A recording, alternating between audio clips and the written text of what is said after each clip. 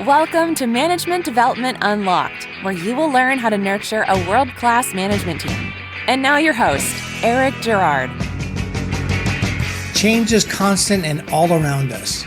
Remember what I said at the opening to the first episode.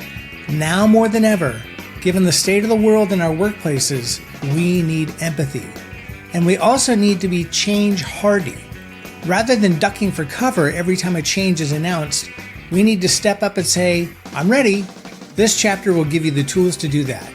In the final chapter of the book, I stress how important it is to make a plan to put everything you've learned into action. Remember, beat the forgetting curve. Enjoy. Chapter 9, Managing Change. In life, change is inevitable. In business, change is vital. Warren G. Bennis. Change is a way of life these days, and it only seems to be accelerating. At the time of this writing, we're facing unprecedented change on almost every level of organizational life. In my blog, newsletter, and LinkedIn posts, I regularly write about the need for managers to adapt to new ways of doing business and relating to people. Things that were unthinkable 5 or 10 years ago are happening today with staggering regularity. Unfortunately, most managers get change management wrong. They underestimate the human element, focusing too much on the technical or logistical aspects of change, and thus fail to consider the emotional impact it could have on their team members. When managers are aware that resistance to change is a natural human reaction, they are better prepared to address it proactively. They are also equipped to effectively communicate the changes to their team in order to avoid confusion or misunderstandings. Since change can be perceived as a threat to job security, clarity may alleviate anxiety and fear. Effective change management requires a deep understanding of how people respond to change and a thoughtful approach to managing the process, while taking team member concerns and emotions into account. Another big element is taking charge of your own attitude toward change. If you see change as a huge challenge to be avoided at all costs, you're putting yourself in a one-down position. Conversely, if you see change as something to be savored, even fun, then you'll have an easier time with it and will have a healthier relationship with it. In the end, you and your team will benefit more from change if you can see it as a positive thing, not something to be avoided. What's in it for you? According to the article Change Management, Definition, Types, and Benefits by the Indeed editorial team, there are many benefits to managing change well. These include increased productivity and profitability for both employees and the organization, greater support for suppliers, better experiences for customers, increased morale and motivation from employees as they are assured of the support from management, higher employee engagement and retention, the chance for higher profits and the ability to stand apart from competitors, the opportunity to respond to customers' needs and demands faster than usual, bringing together existing resources within the organization, helping the company anticipate future problems and respond appropriately, the opportunity for leadership development in an organization. The Kubler-Ross model. The Kubler-Ross model of grief, also known as the 5 stages of grief, was initially developed to explain the emotional stages experienced by terminally ill patients. What we've all learned since then, however, is that many of the model's main attributes also map directly to other change management models. Specifically, the stages of denial, anger, bargaining, depression, and acceptance can be seen in how people react to change, whether it's a new policy at work or a major organizational change. Understanding these emotional stages can help managers anticipate and address team member reactions. And by acknowledging and addressing these reactions, managers can help their teams move through change more effectively and with greater acceptance. And here's a newsflash: the change is not going to stop. As Jennifer Granholm, United States Secretary of Energy, says, "We cannot wait for the storm to blow over. We must learn to work in the rain." How do we learn to work in the rain? the best thing you can do is educate yourself on how change works on human beings. Then you can spot how you and your team members are reacting to change and take appropriate steps to help those around you. To help put that into some real context, here's a true story about a company that got it wrong. True story. A close friend of mine has worked in a consulting firm of one kind or another for his whole career. His longest stint, 20 years, was at an international firm based out of Washington, D.C. He saw a lot of change over the course of 2 decades, but one of the most significant was when they upgraded the timesheet system. On the surface, to senior management, it seemed like a simple, routine change. That was their first mistake. As a consultancy, the company's product was its staff's time, and they'd been billing it in 15-minute increments for years with a tried-and-true software platform. Then one day it was announced the company would be stepping up to a new timesheet program, one that would allow everyone to bill in 6-minute increments. The theory was it would be better for the company and the clients. Here was the problem. The only change management that was implemented was a company-wide announcement about the change and a requirement to sign up for not 1, not 2, but 3 separate trainings. The new system was infinitely more complex than the old one, and worse, the switch from 15 to 6-minute increments actually meant employees had to spend more time filling out timesheets than before. Needless to say, there was a great deal of resistance. No one had time for 3 hours of training, and everyone was spending an extra 30 to 60 minutes of billable time a week trying to get their timesheets done. Darkness was on the faces of the workers, as the saying goes. One office even sent around a meme of the new software being burned in effigy. Management was frustrated, but despite calls to go back to the old system, they dug in and eventually implemented a policy/threat announcing that if timesheets weren't done by close of business at the end of each pay period, paychecks would be withheld until they were complete. Classic D move. Everyone knew it, and it made a bad situation even more irritating, but for better or for worse, it actually worked. And in the end, it turned out that the new system really was better for the company and the clients. But did it engender any good feeling between senior leadership and the employees everywhere? Did it inspire anyone to do better, work harder, and be more innovative? In the end, a change that could have bonded teams and been successfully implemented in less than a month with some proactive planning and a carrot approach, e.g., the first office or team to complete the training on the new system gets a pizza party, instead took almost 4 months and a threat, and no doubt sparked some staff turnover. It just goes to show you that even if something is a good idea, you can't assume everyone will embrace it right away. A good change management philosophy can make a huge difference. Reflection. Consider each of these statements about change. Which one resonates most with you? Change is like a roller coaster ride. It is both exhilarating and frightening. Change is like a new pair of shoes. It is tight and uncomfortable until you break it in. Change is like a hailstorm. It's fast and furious and you just have to ride it out. Change is like a hot fudge sundae. It's delicious and satisfying and leaves you wanting more. I used to put myself in the hailstorm category. Change was something to be endured and ridden out. Have you ever backpacked or hiked in a hailstorm? It's not a lot of fun. Now that I own my own business and my success is mine to lose, I see it as more of a roller coaster ride. There are daily ups and downs, but overall, I like it and would ride it again. There's no right or wrong answer to the question I just posed, but you might want to reflect on why you chose the answer you did, what that means for your relationship with change, and what you will be modeling for your team. Seeing change as something positive will make it easier for you to handle the multiple changes that come along every day. Your role. On a normal day, your role is to get results over time through others, right? You help the company meet its objectives and targets by ensuring your team meets their objectives and targets. Well, guess what? During change, your role is exactly the same. So, you need to find a way to help your team and yourself cope with change so you can get stuff done. Where should we spend our time?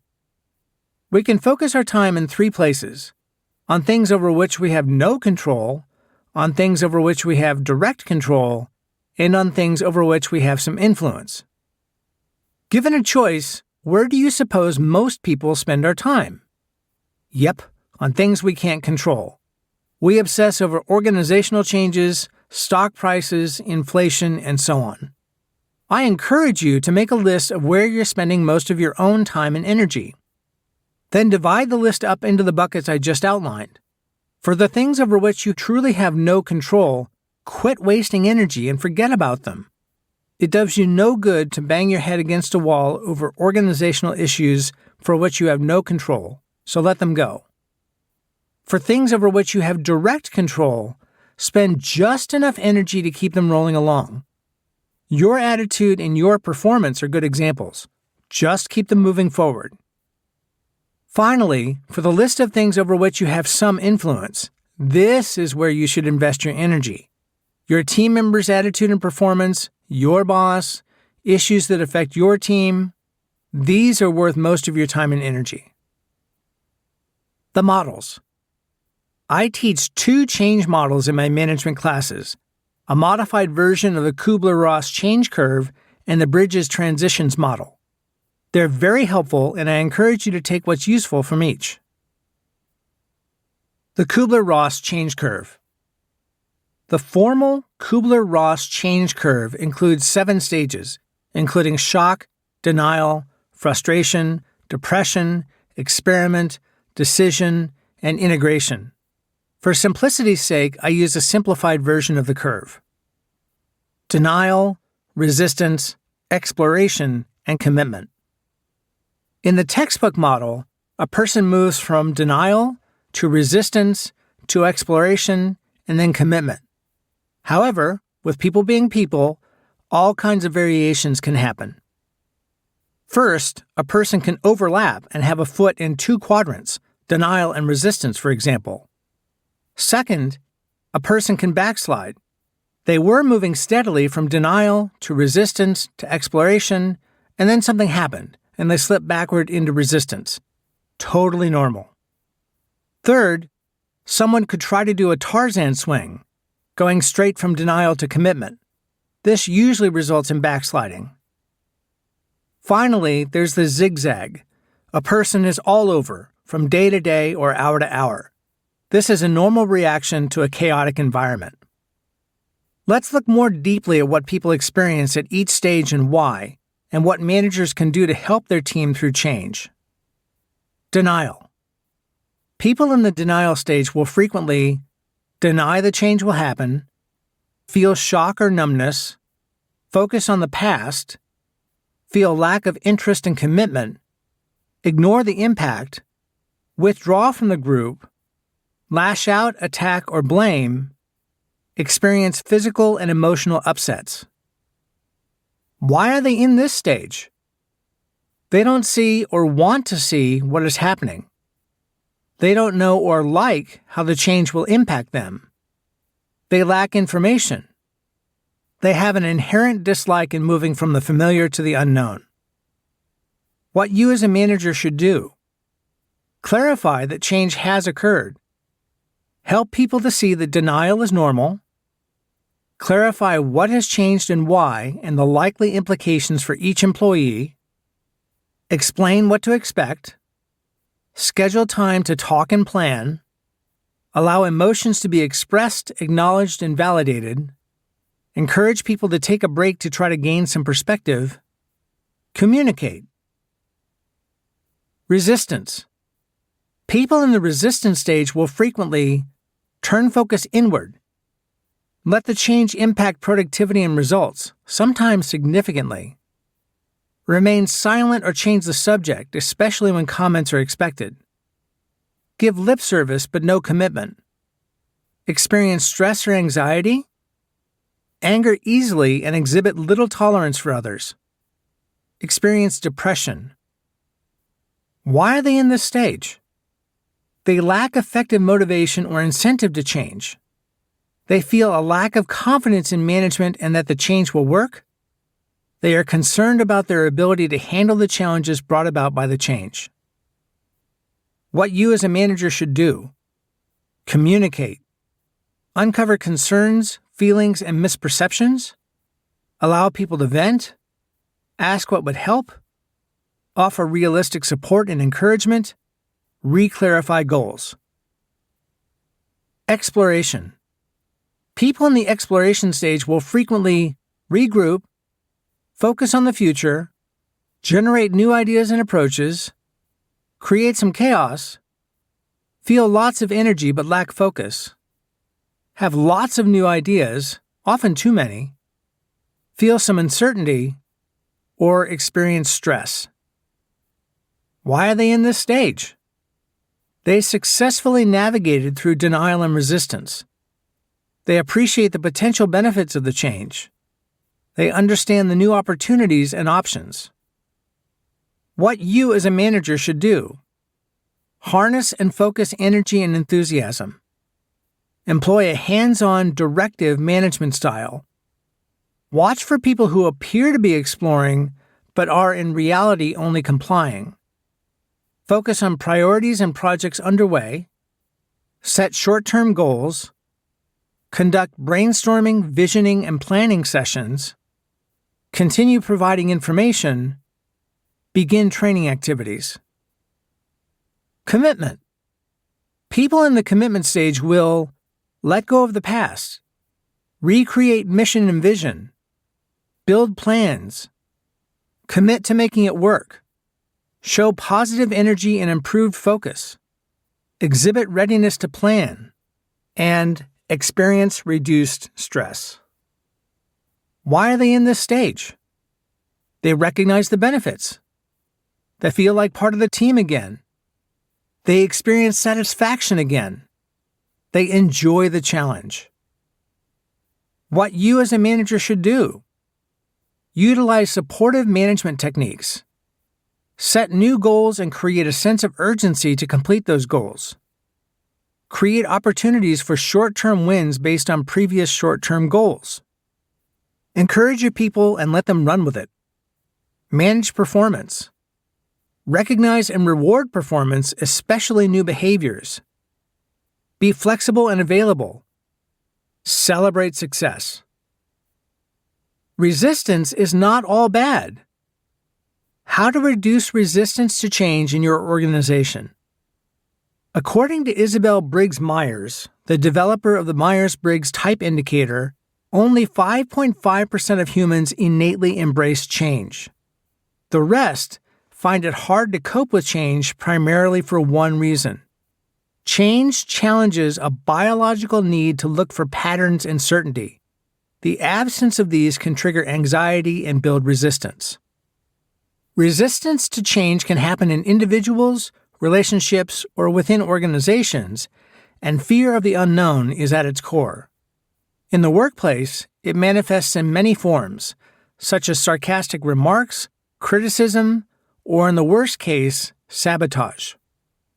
According to research, getting a negative response to anything that falls out of the ordinary is natural. But what if you could get some tools and learn strategies to go through change without any emotional fatigue? In this section, I'll go over the common elements that create resistance to change and analyze the change curve to understand the process an individual goes through before accepting any big change in their lives. Consider this the Tuckman model on a personal level. What causes resistance to change?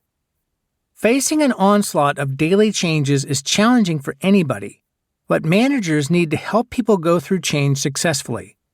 The good news is that there are different ways to address resistance to change and get it under control. The first step is to understand the causes of resistance so you can solve the issue effectively and implement a strategy for similar future scenarios. There are 5 common reasons for resistance to change. 1. Lack of trust. Does your team trust you and your management team? People tend to react to their management team more than the change itself. So, earning your team members' trust will make it easier for you when a significant change happens in the organization. Otherwise, distrust will exacerbate resistance to change and increase turnover rates. Distrust may occur if the company makes changes too often, doesn't deliver what it is promised, or team members don't feel valued. What successful companies have in common is the trust of their team members. 2. Poor communication. When there's no open communication between team members and the management team, people lose trust in their managers and resist changes in the company. Do you effectively communicate with your team? Sharing information whenever possible, especially when the organization is going through changes, will create a culture of transparency. 3. Emotional response. As humans, we have emotional reactions to change, such as fear, anxiety, worry, and uncertainty. People may not feel comfortable sharing those with their management team, but managers still need to address those feelings. Otherwise, they can turn into negative comments and sabotage any efforts to build trust among team members. 4. Fear of failure. Do you give your team room to fail? Implementing change in an organization may have a good or bad outcome, so fear of failing is common. Fearing their job security is at risk or their performance review will be impacted makes it hard for people to focus on their jobs, which can have real consequences on the results. When you let your team learn from mistakes, however, they can bounce back quickly and get back on track. 5. Constant change. We've all heard the saying, the only constant is change, but when it comes to businesses, it's better to space changes out. Every time you introduce a change in your organization, you must ensure everybody is fully adapted before proposing new changes. That break also gives you the time to analyze and prove what works and what doesn't. In addition, a study from the American Psychological Association suggests that people who went through frequent changes showed greater signs of stress, reported more health concerns, had less trust in their senior managers, and planned to find new jobs. What does resistance really represent? It's very easy to categorize someone who's resistant to change as difficult. But are they really? Consider this. Resistance represents 3 things: a person's step toward exploration and job commitment, energy and caring, and the degree to which the change has impacted something valuable to the individual. Personally, I'd rather have a team member who's openly resisting a change than someone who's checked out and looking for a new job. Eric's story. My twin 14-year-old daughters, Elsie and Emmy, have been homeschooled their entire lives. They excel at reading, writing, reasoning, and art, but like their parents, they struggle with math. That's why I'm a trainer and not an engineer. One of their recent assignments was in a computer literacy class. They were learning basic formulas and functions in Excel. I was trying to walk them through how to set up a formula, and it wasn't going so well. Elsie in particular kept questioning what we were doing, and, shall we say, there was a tone. Needless to say, the session ended early. On reflection, I realized Elsie wasn't arguing with me, she was trying to understand what we were doing and why. Because spreadsheets are new to her, she had a hard time wrapping her head around the purpose of the exercise. Have you ever had a team member argue with you about a change? Maybe that's their way of trying to make sense of and understand what's going on. As I said earlier, this could be a step toward exploration and commitment. It could represent caring, and it could be a way for you to understand how profoundly the change is affecting the person. Back to Elsie. After a break, we took a walk and talked about why she was arguing. Once she explained she was just trying to understand, I reinterpreted her tone of voice and word choice, and things went better. How do you manage resistance? First, use your power listening skills from the coaching chapter. Listen, listen, listen, and communicate. Try these tips. Allow the team members to vent feelings, grievances, and frustrations. Listen with curiosity and without judgment. Encourage the team member to accept his or her feelings as normal. Clarify what's ending and not ending where you can. Give reasonable reassurances. Provide resources and support. Communicating about change. Be sure to answer these questions as you tell your team about change. Prepare first. What is the change? Why is it being done? What is the expected impact? What are the expectations? What are the benefits? What are the drawbacks? What is the process and timeline? What should I do now? When will we hear more? That's a long list, but the more of it you cover, the more reassured your team is going to be, and the more productive they'll be during and after the change. Summarizing the Kubler-Ross change curve. Just because someone might get to commitment later than someone else, or even everyone else, does not mean they are any less committed to the change. Remember that executives will have gone through their own change journey first, followed by senior leaders, then managers, and finally team members as information filters down through the organization. Allow your team members the time they need to go through their own change journey and use your newfound coaching skills to ask thoughtful questions to help them move to the next stage of the curve.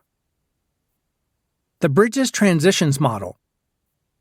William Bridges, in his book Managing Transitions, suggests a three-phase model for how we experience change: ending, the neutral zone, and beginning.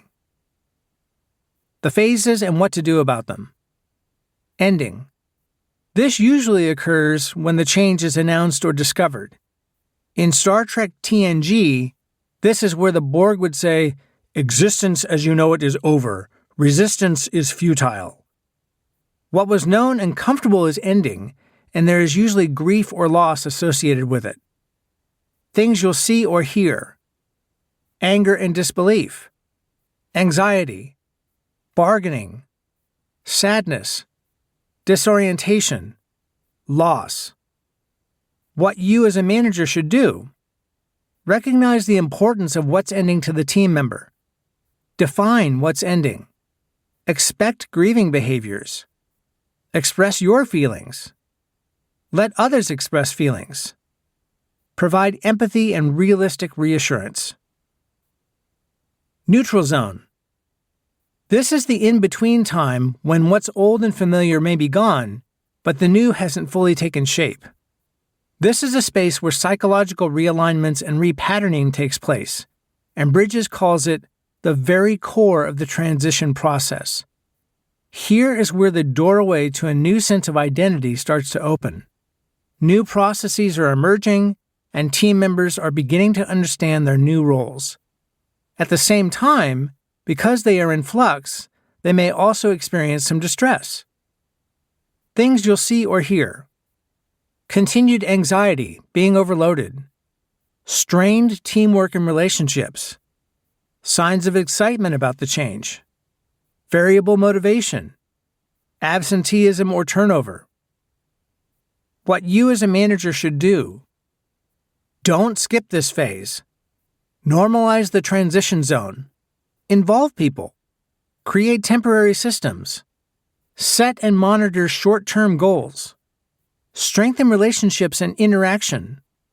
Recognize opportunities. Beginning. According to Bridges, beginnings involve new understandings, values, and attitudes. They are marked by a release of energy in a new direction. They are an expression of a fresh identity. Well-managed transitions allow people to establish new roles with an understanding of their purpose, the part they play, and how to contribute and participate more effectively.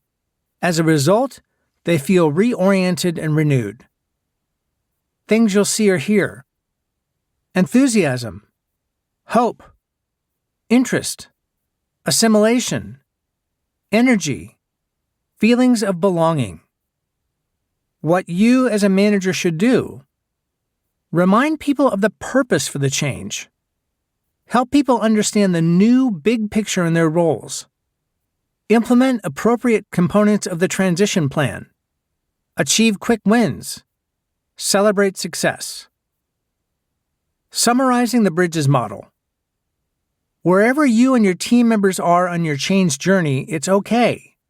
Don't allow yourself or them to feel pressure to force themselves into a particular phase or stage. Now that you know how to spot and diagnose where you or your team are in your change journeys and what you as a manager should do, let's talk about some tools that will help you move through this process. The Change Toolkit. Now more than ever, we need to become change resilient. By that, I mean we become skilled and adept at adjusting, adapting to change, and getting on with our jobs. In this section, I'll talk about change mastery, which is an internal focus that enables you to control how you think, feel, and behave as you move through change and transition. By gaining control of your own responses, you will get to commitment faster and have less anxiety along the way. Train yourself to view change as an opportunity. Can you view change as an opportunity instead of a threat? This simple mindset shift can have a profound impact on how you react to change. In the book Crucial Conversations, the authors talk about the path to action. The path is made up of 4 steps: fact, story, feel, act. 1. First, you experience a fact. For the sake of argument, say that a beloved CEO is retiring. By itself, this information is neither good nor bad, it just is. Marty is stepping down as CEO by March 31st. It's just a statement. However, 2. Next, we tell a story about the facts. As we interpret the facts, we create meaning from them. This is the little voice in your head that says, I love Marty. He can't leave. Why is he leaving? Is the company in trouble? Do I need to update my resume? Quite often, that little voice goes to dark places, and it goes there fast, which leads to 3. A feeling. The little voice says unsettling things, which makes us feel insecure, worried, anxious, depressed. You get the picture. And finally, that feeling takes us to 4. Action. In this example, because we're now insecure, worried, anxious, and depressed, we stare at our computer, unable to work. Maybe we gossip with colleagues on Slack.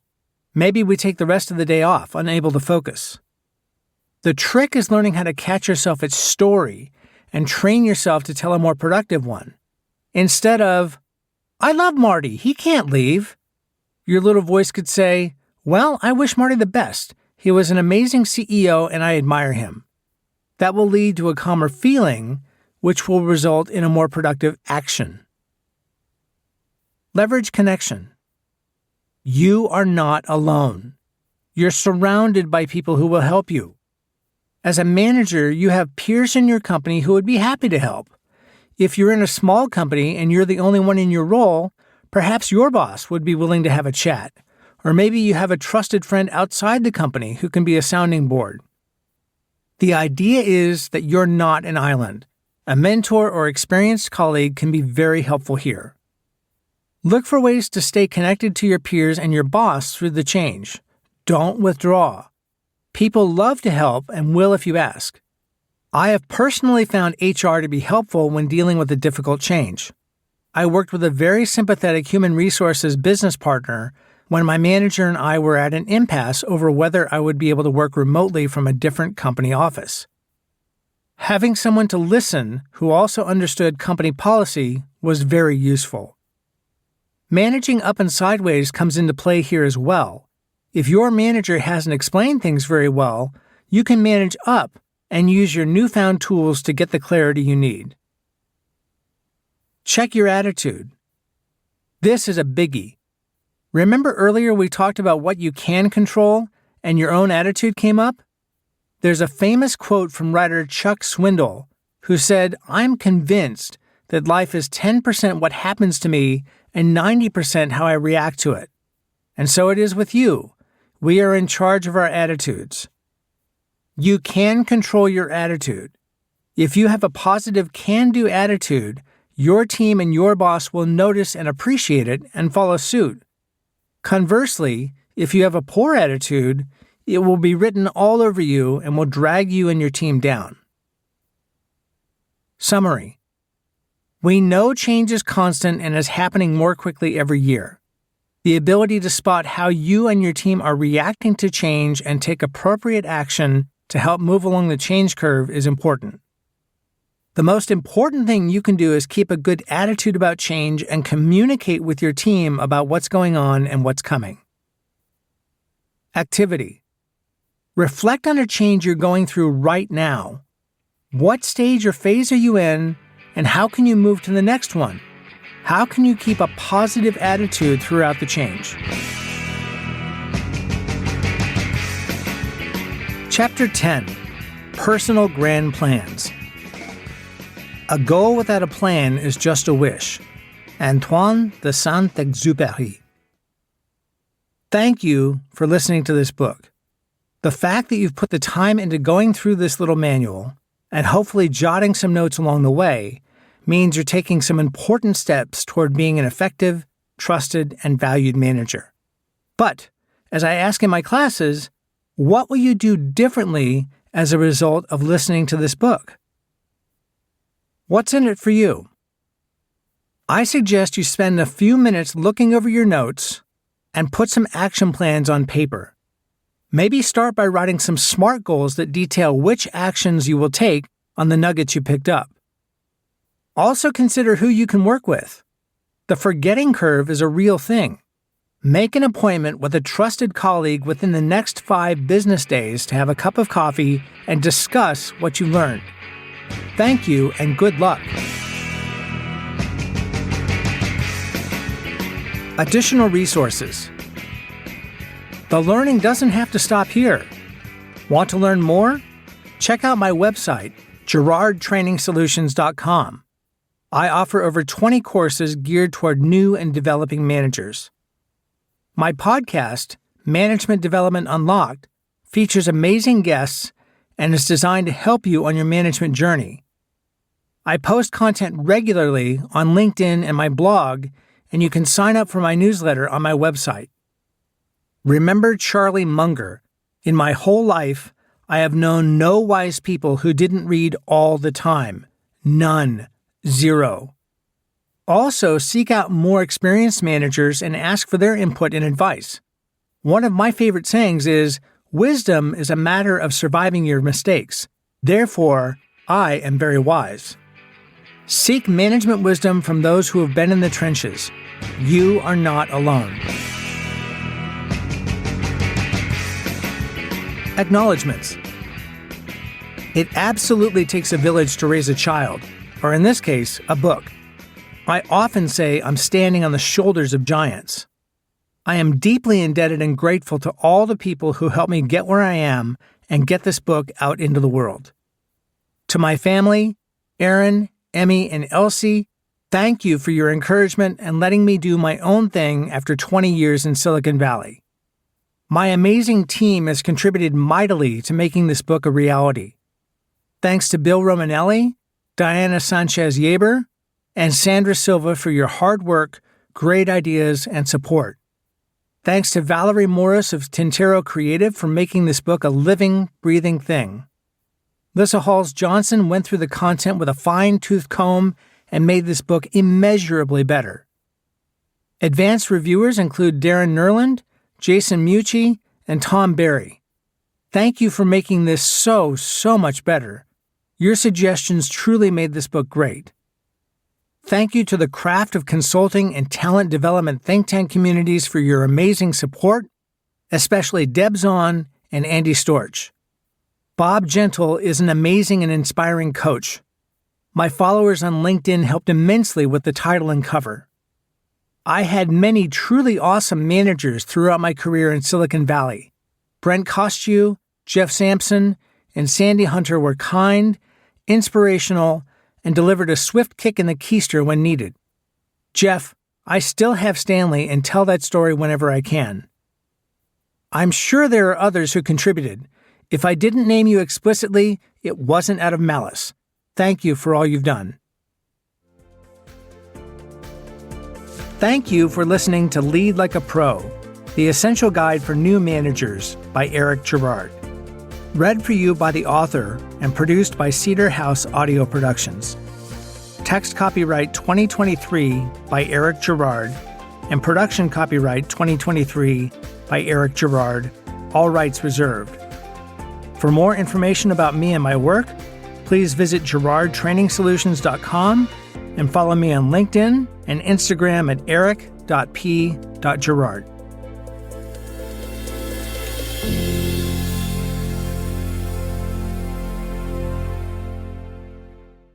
Change is a fact of life.